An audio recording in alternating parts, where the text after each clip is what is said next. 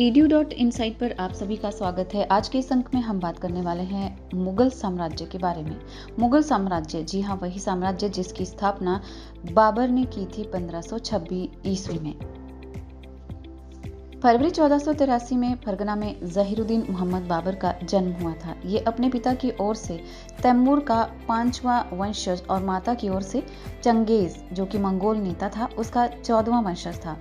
इसका परिवार तुर्की जाति चगताई वंश के अंतर्गत आता था और बाबर अपने पिता उमर शेख मिर्जा की मृत्यु के बाद मात्र 11 वर्ष की आयु में ही लगभग 1494 में मावार, जो कि मावरा के नाम से जाना जाता था, मावरा उन्हर की छोटी सी रियासत फरगना का शासक बना।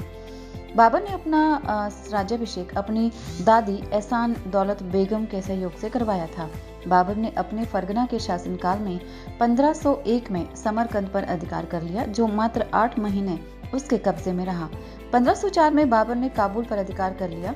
1507 में बाबर ने अपने पूर्वजों द्वारा धारण की गई उपाधि, जो कि मिर्जा थी, उसका त्याग कर नई उपाधि पादशाह धारण की। और आइए अब बात करते हैं बाबर की भारत विजयों के बारे में। उत्तर पश्चिम भारत की राजनीतिक स्थिति ने बाबर को भारत आने का अवसर प्रदान किया। 1517 में सिकंदर लोदी की मृत्यु हो गई और इब्राहिम लोदी गद्दी पर बैठा था। अफगान सरदारों में सर्वाधिक शक्तिशाली सरदार दौलत खान लोदी था, जो कि पंजाब का हाकिम था, पर वास्तव में लगभग स्वतंत्र स्वतंत्र था। दौलत खान ने अपने बेटे को इब्राहिम लोदी के दरबार में उपहार देकर उसे मनाने का प्रयत्न किया। साथ ही साथ वह भीरा का सीमांत प्रदेश जीतकर अपनी स्थिति मजबूत करने की कोशिश में भी लगा रहा।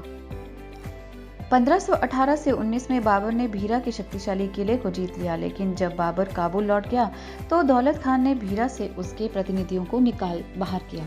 1520-21 में बाबर ने एक बार फिर सिंधु नदी पार की और आसानी से भीरा और सियालकोट पर कब्जा कर लिया। ये दोनों स्थान भारत के लिए प्रवेश द्वार जैसे थे।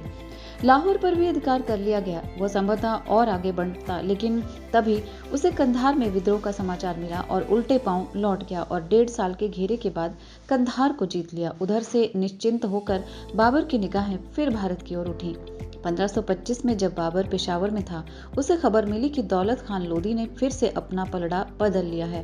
उसने 30 से 40 हजार सिपाहियों को इकट्ठा कर लिया था और बाबर की सेनाओं को सियालकोट से खदेड़ने के बाद लाहौर की ओर बढ़ रहा था।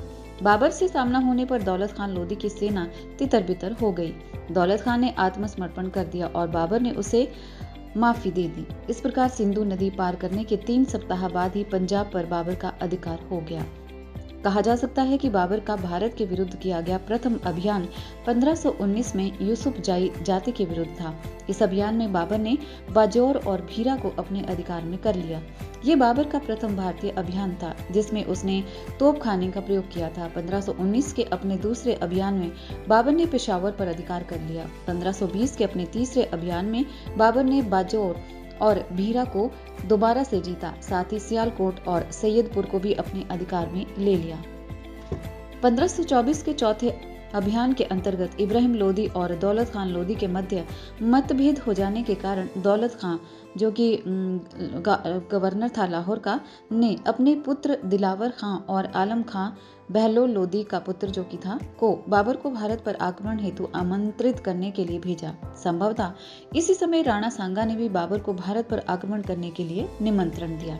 बाबर को भारत पर आक्रमण के लिए आमंत्रित करने के पीछे संभवतः कुछ कारण इस प्रकार से थे, जैसे कि दौलत खां पंजाब में अपना स्वतंत्र अस्तित्व बनाए रखना चाहता था, आलम खां किसी तरह से दिल्ली के सिंहासन पर अधिकार करना चाहता था और राणा सांगा संभवतः बाबर के द्वारा अफगानों की शक्ति को नष्ट कर खुद दिल्ली पर अधिकार करना चाहता था। अपने चौथे अभियान 1524 में बाबर ने लाहौर और दीपालपुर पर अधिकार कर लिया। edu.insight के आज के अंक में बस इतना ही। इसी के मुगल साम्राज्य के अगले अंक में हम बात करेंगे पानीपत की लड़ाई, चंदेरी की लड़ाई, घाघरा की लड़ाई और खानवा की लड़ाई के बारे में, जो कि बाबर के द्वारा भारत में लड़ी गई थी।